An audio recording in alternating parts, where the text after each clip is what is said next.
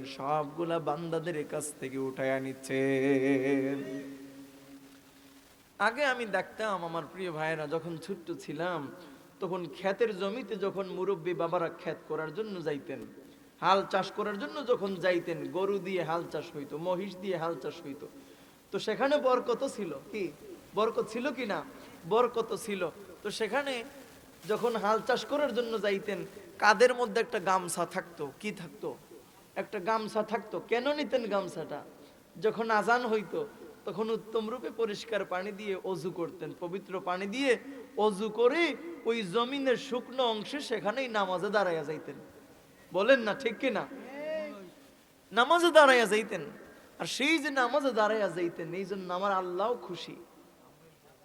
আল্লাহ যেমনে বান্দার উপরে খুশি, বান্দার সব কিছুর মাঝে আল্লাহ ঝলঝল করে বরকত ঢেলে দেন, ঠিক কিনা বলেন? আজকে তো বরকত নাই। সবাই দোয়া করে, আল্লাহ ক্ষেত কৃষির মধ্যে বরকত দাও, কিন্তু আল্লাহ বরকত দেন না। আমাদের কাছে আইসা বলে যে হুজুর একটু দোয়া করেন না, জমির ধানগুলা সব পোকা কেটে ফেলতেছে, ইঁদুর সবগুলাকে নিয়ে যাচ্ছে গর্তের ভেতরে, হুজুর একটু দোয়া করেন আল্লাহ যেন বরকত দেন, এগুলোর হাত থেকে যেন হেফাজত করেন। ও ভাই, এই দোয়া করলে তো কাজ হবে না। কেমনে হবে? আল্লাহ তাআলা কোরআন আল কারীমের মধ্যে বলেন, যাহারাল ফাসাদু ফিল বাররি ওয়াল বাহরি বিমা কাসাবাত আইদিন নাস। আল্লাহু আকবার বলেন।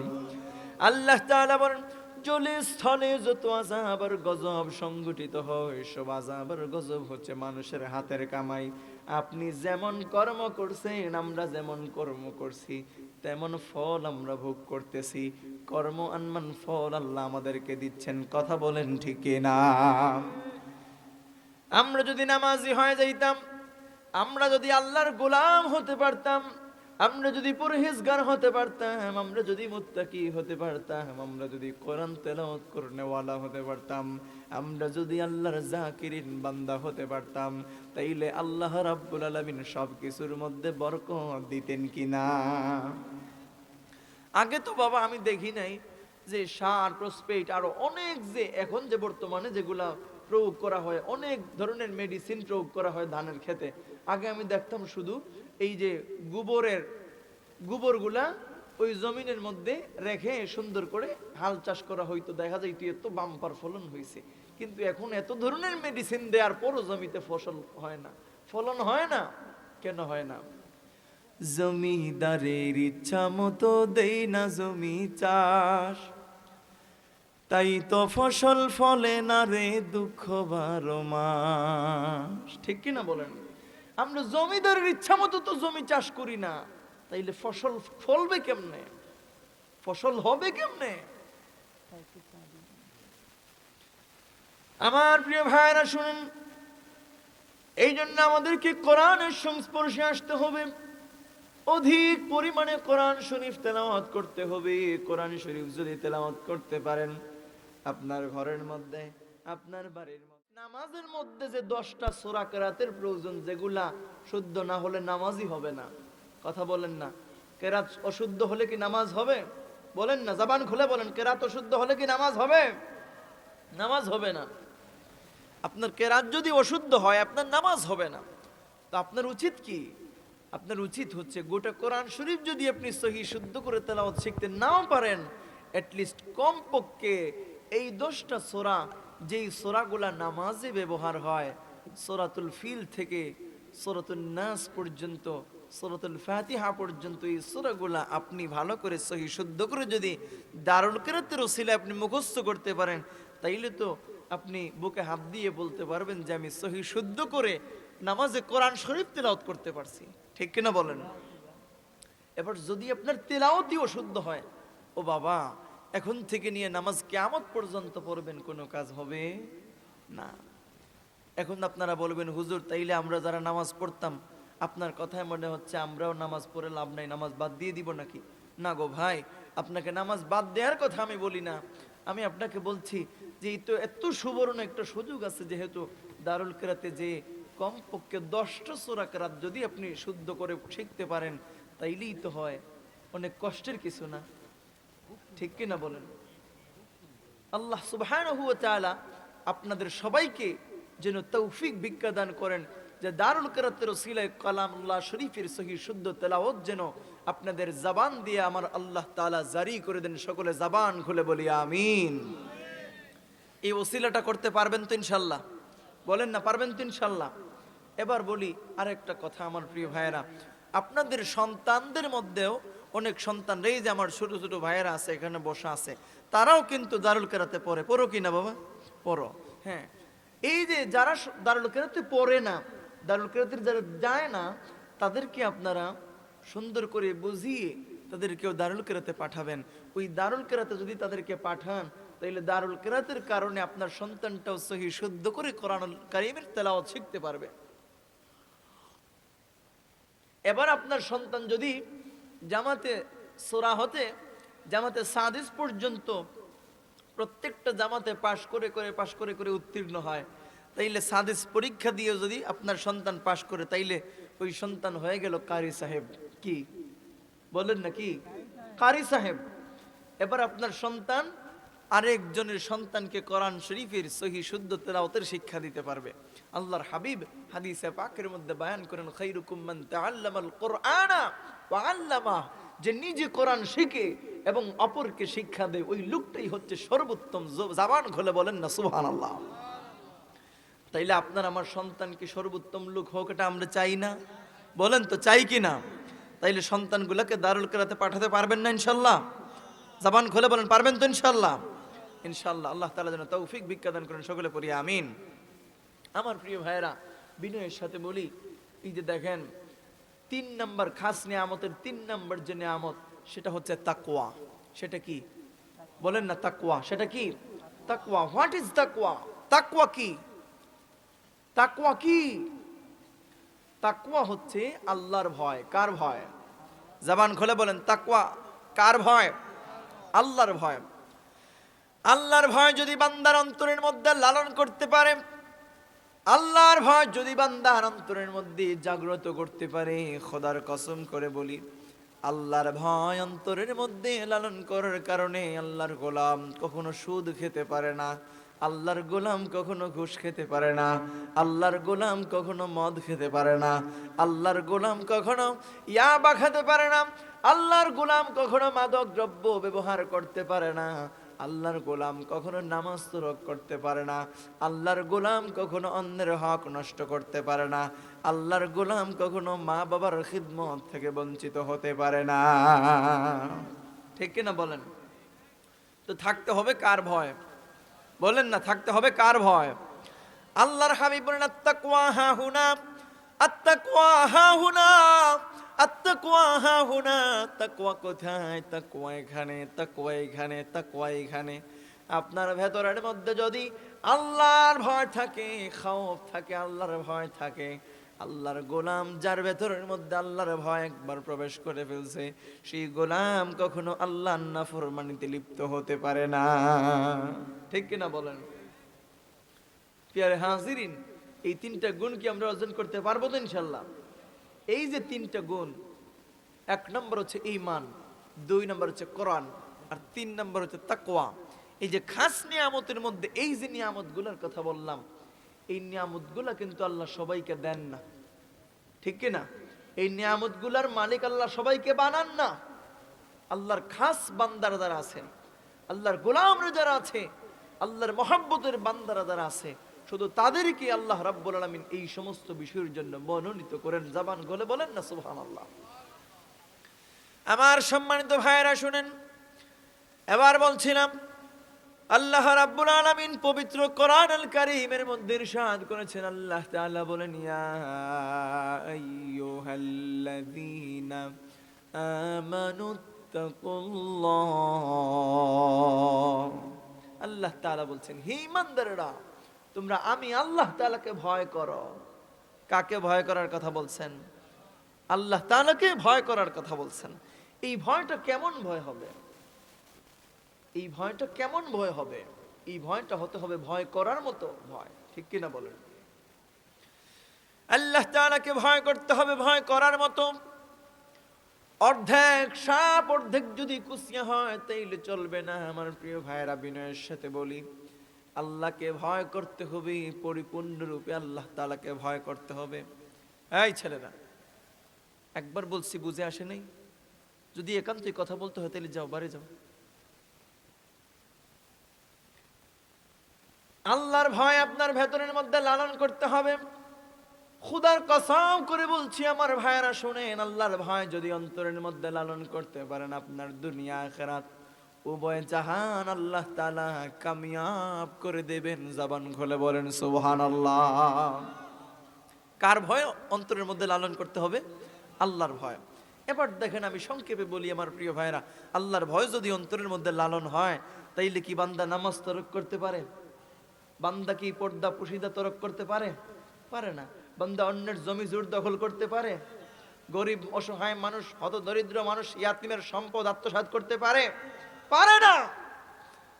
তার ভেতরে যদি আল্লাহর ভয় থাকে, ওই লোকটা 100 বার চিন্তা করবে, আহারে অমুক লোক এতিম বাচ্চা, ওই এতিম বাচ্চার সম্পদগুলো যে আত্মসাৎ করছি, আমি কি আল্লাহর কাছে জবাব দিতে হবে না? এই ভয়টা যখন তার ভেতরে চলে আসবে, ওই লোকটা এতিমের সম্পদ আত্মসাৎ করবে না। এবার শুনুন আমার প্রিয় ভাইয়েরা, আল্লাহর ভয় অন্তরের মধ্যে লালন করতে হবে। এই আয়াতের ব্যাখ্যায় মুফাসসিরিনে কেরাম বলছেন, উক্ত আয়াতে কারিমার প্রথম অংশে আল্লাহ রাব্বুল আলামিন সমস্ত ইমানদার মুসলমানদেরকে, মুমিনদেরকে তাকওয়ার হেদায়েত দান করেছেন। সুবহানাল্লাহ। কিসের হেদায়েত? তাকওয়ার হেদায়েত, আল্লাহর ভয়ের হেদায়েত দান করেছেন। এবার শুনুন, আল্লাহ তাআলা বলেন, ওয়াকুনু মা'আস সাদিকিন।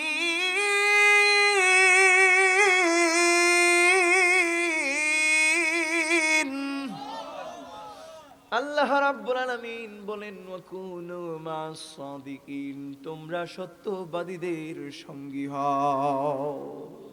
কার সঙ্গী? বলেন না, বলেন না, কার সঙ্গী? সত্যবাদীদের সঙ্গী হও। এবার সত্যবাদী কারা? কিতাবের মধ্যে পাওয়া যায়, সত্যবাদী হচ্ছেন বর্তমান জামানায় আল্লাহর ওলিরা। সত্যবাদী কারা? বলেন না, সত্যবাদী কারা? আল্লাহর ওলিরা। সেই আল্লাহর ওলিদের সংস্পর্শে যদি আপনি যান, তাইলে আপনি পাবেন ইহদিনাস সিরাতাল মুস্তাকিমের পথ। আর যদি আপনি ভণ্ডদের আস্তানায় যান, তাইলে আপনি পাবেন জাহান্নামের পথ। ঠিক কিনা বলেন? আপনি পাবেন জাহান্নামের পথ। আপনাকে জাহান্নামের পথ দেখিয়ে দেবে, জাহান্নামের টিকিট আপনাকে দিয়ে দিবে, জাহান্নামের ভিসা আপনাকে দিয়ে দিবে। এবার শুনেন আমার প্রিয় ভাইয়েরা, সেই হক্কানি আল্লাহর ওলিরা আমাদের এই দুনিয়ার জমিনে আছেন না নেই? বলেন না, আছেন কি না? হক্কানি আল্লাহর ওলি এখনো আছেন। এবার হক্কানি আল্লাহর ওলি চিনতে হলে আমাদেরকে কিছু জিনিস নিয়ে গবেষণা করতে হবে। কি করতে হবে? গবেষণা করতে হবে, রিসার্চ করতে হবে, ইনভেস্টিগেশন করতে হবে। এবার দেখেন, আমাদের সমাজে কিন্তু পীরের বাজার বর্তমানে গরম। কি? পীরের বাজার গরম। জিজ্ঞেস করবেন, হুজুর কেমনে বললেন এই কথা? তাইলে শুনেন আমার প্রিয় ভাইয়েরা, পীরের বাজার গরম এই কারণে বলছি যে আমাদের সমাজে একদল ভণ্ডরা পীরের ভেষ ধরে। কিসের ভেষ? পীরের ভেষ ধরে তারাও পীর হয়ে যায়। এবার দেখেন কেমনে হয় পীর। আমাদের সমাজে আপনারা যারা পশু পালন করেন, কুরবানির ঈদে বিক্রি করার জন্য ষাঁড় গরু যে পালন করেন আপনারা, তখন দেখা যায় একটা ষাঁড় গরুকে আপনি গলার মধ্যে রশি দিয়ে ওই পাশে একটা টানা, ওই পাশে একটা টানা, দুই পাশে দুইটা দিয়ে রাখছেন, তারপরও দেখা যায় কন্ট্রোল করা যায় না। এবার কি করলেন? জিনজুল আছে না, জিনজুল, শিকল, শিকল, ওই শিকল দিয়ে ভালো করে গলায় পরাইয়া তারপরে মারলেন, ওইখানে একটা তালা দিয়ে রাখছেন আপনি ভালো করে, যেন ছুটে না যায়। এবার একদল মানুষ আমাদের সমাজে নিজেদেরকে মুসলমানও দাবি করে। এরা আসলে, আমি জানি না, আমার বুঝে আসে না ভাই, জাহান্নামের কততম স্তরে ওইদেরকে আল্লাহ নিক্ষেপ করবেন। দেখেন, গলার মধ্যে জিনজুল লাগাইছে, লাগাইয়া সে হয়ে গেছে জিনজুল বাবা। কি বাবা? কথা বলেন না, জিনজুল বাবা। আরেক দল ভণ্ডের দল আছে, গলার মধ্যে লাগাইছে তালা। আমরা লাগাই ঘর যেন চুরি না হয়, এই জন্য মারি তালা। তারা গলায় মারে তালা, মাইরে তারা হয়ে গেছে তালা বাবা। আরেক দল আছে কাপড় চুপড় পরে না, তারা হচ্ছে ল্যাংটা বাবা। আছে না নাই? বলেন না, আছে না নাই? শুধু তাই নয়, দেখেন ওই যে বলছিলাম পীরের বাজার গরম, তাইলে শুনেন আমি উদাহরণ সহ আপনাদেরকে বলে দিচ্ছি। এবার আরেক দল ভণ্ড আমাদের সমাজে আছে, যারা বছরে একদিন করে না গোসল। কি বছরে একদিন করে না গোসল? আমরা যখন শহর অঞ্চলে যাই, শহর বন্দরে যখন আমরা যাই, তখন দেখা যায় যে ধুলাবালি এসে যখন দাড়ির মধ্যে পড়ে, চুলের মধ্যে পড়ে, তখন দাড়িটা একটু আঠালো আঠালো হয়ে যায়। যখন আবার ভালো করে আমরা ওয়াশ করি, তখন আবার ঠিক আছে, স্মুথ হয়ে যায়। হ্যাঁ, ঠিক কিনা বলেন? তো ওই লোকেরা, জি জি জি ইনশাল্লাহ, তো ওই যে বলছিলাম ভণ্ডদের কথা। এবার দেখেন আমার প্রিয় ভাইয়েরা, ওই লোকেরা বছরে করে না গোসল একদিন। তার চুলের মধ্যে আর দাড়ির মধ্যে লাগছে জটা, তার নাম হয়ে গেছে জটা বাবা। আছে না নাই? জটা বাবা হয়ে গেছে। এই বাবাদের কাছে যাওয়ার পরে আপনি ইমান সঙ্গে করে নিয়ে যাবেন তার কাছ পর্যন্ত, কিন্তু ইমানটা কি নিয়ে আসতে পারবেন? জবান খুলে বলেন, ইমান কি নিয়ে আসা যাবে? ইমান নিয়ে আসতে পারবেন না। আমার প্রিয় ভাইয়েরা শুনেন, এই জন্য হক্কানি রব্বানি আল্লাহর ওলি চিনতে হলে, আল্লাহর মকবুল বান্দা চিনতে হলে, পীর চিনতে হলে 5টি গুণের দিকে আমাদেরকে ফোকাস দিতে হবে। তার 1 নম্বর যে গুণ, সেই 1 নম্বর গুণ হচ্ছে তাকে অবশ্যই অবশ্যই অবশ্যই তাকে আলেম হতে হবে। পীর হতে হলে কি লাগবে? আলেম হওয়া লাগবে। এবার দেখেন আমার প্রিয় ভাইরা, একেবারে নিম্নমানের আলেমের পরিচয় দেওয়া হয়েছে। কমপক্ষে 3টি কিতাবের উপরে তিনার গভীর পাণ্ডিত্য থাকতে হবে, গভীর জ্ঞান থাকতে হবে। কেমন জ্ঞান থাকবে আমার ভাইয়েরা? হযরত আল্লামা জালালউদ্দিন সুয়ুতী রহমাতুল্লাহ আলাইহির লিখিত তাফসীর গ্রন্থ তাফসীরে জালালাইন শরীফের উপরে তার গভীর জ্ঞান থাকতে হবে। মিশকাতুল মাসাবিহের উপরে গভীর জ্ঞান থাকতে হবে। হেদায়া গ্রন্থের উপরে তার গভীর জ্ঞান থাকতে হবে। শুধু জ্ঞান থাকলেই চলবে না, এই জ্ঞান থাকার পরে ওই আলেম যেন ছাত্রদেরকে এই কিতাবগুলা পড়াতে পারেন, এমন দক্ষতা তিনার থাকতে হবে। ঠিক কিনা বলেন? এই 5টি গুণ বলেই আমার আলোচনা শেষ করে দিব ইনশাল্লাহ। এবার আসেন 2 নাম্বার হচ্ছে তিনাকে অবশ্যই অবশ্যই ফরজ, ওয়াজিব, সুন্নত এগুলার পরিপূর্ণ পাবন্দ হতে হবে। হারাম এবং মাকরুহ কাজসমূহ বর্জন করতে হবে সম্পূর্ণরূপে। পাইলেন কয়টা? 2টা। এবার আসেন 3 নাম্বার কি? 3 নাম্বার বৈশিষ্ট্য হচ্ছে তিনার অধিকাংশ মুরিদ মুসল্লি হতে হবে। অধিকাংশ মুরিদ কি লাগবে? জবান খুলে বলেন না। অধিকাংশ মুরিদ মুসল্লি হতে হবে। এবার আসেন 4 নাম্বার হচ্ছে অপর একজন পীর কর্তৃক অনুমতি প্রাপ্ত হতে হবে, যার সনদ স্বয়ং রাসূল পাক সাল্লাল্লাহু আলাইহি ওয়া আলিহি ওয়াসাল্লাম পর্যন্ত পৌঁছেছে। জবান খুলে বলেন না সুবহানাল্লাহ। এবার আসেন 5 নাম্বার বৈশিষ্ট্য কি? 5 নাম্বার বৈশিষ্ট্য হচ্ছে আলেম ওলামারা, অর্থাৎ ওলামায়ে কেরামরা ওই পীরের দরবারে আসা যাওয়া করেন কিনা, এই বিষয়ে আমাদেরকে লক্ষ্য রাখতে হবে। ওই 5টি গুণ আপনি যার মধ্যে পাবেন, বুঝে নিতে হবে তিনি হচ্ছেন আল্লাহর মকবুল বান্দা, তিনি হচ্ছেন আল্লাহর মকবুল ওলি, তিনি হচ্ছেন হক্কানি রব্বানি পীর। ঠিক কিনা বলেন? এই সমস্ত 5টি গুণ যাদের মধ্যে পাবেন না, তারা ভণ্ড ভণ্ড ভণ্ড। ঠিক কিনা বলেন? সেই ভণ্ডদের আস্তানা ভেঙ্গে ছুঁড়ে একেবারে ছোরমার করে দিতে হবে। জবান খুলে বলেন ঠিক কিনা? সেই ভণ্ডদের কারণে আজকে আমাদের সমাজের একদল মানুষ, তারা ওলি আল্লাহদের মাজার ভাঙতে আসে। ঠিক কিনা বলেন? কেন এই সুযোগটা কে দিছে? ওই ভণ্ডর বাচ্চারা এই সুযোগ করে দিছে। এই জন্য একদল মানুষ হক্কানি রব্বানি আল্লাহর ওলিদের মাজার ভাঙতে আসার সাহস করে। নাউজুবিল্লাহ বলেন। আল্লাহ তাআলা আমাদের সবাইকে যেন এই সমস্ত ভণ্ড পীরদের কাছ থেকে যেন হেফাজত করেন। আল্লাহ রাব্বুল আলামিন সবাইকে যেন এই ভণ্ডদের আস্তানা থেকে আমাদেরকে হেফাজতে রাখেন। সকলে জবান খুলে বলি আমিন। ওয়া আখিরু দাওয়ানা আনিল হামদুলিল্লাহি রাব্বিল আলামিন। আসেন আমরা সবাই দাঁড়ায় একটু নবীজিকে সালাম জানাই।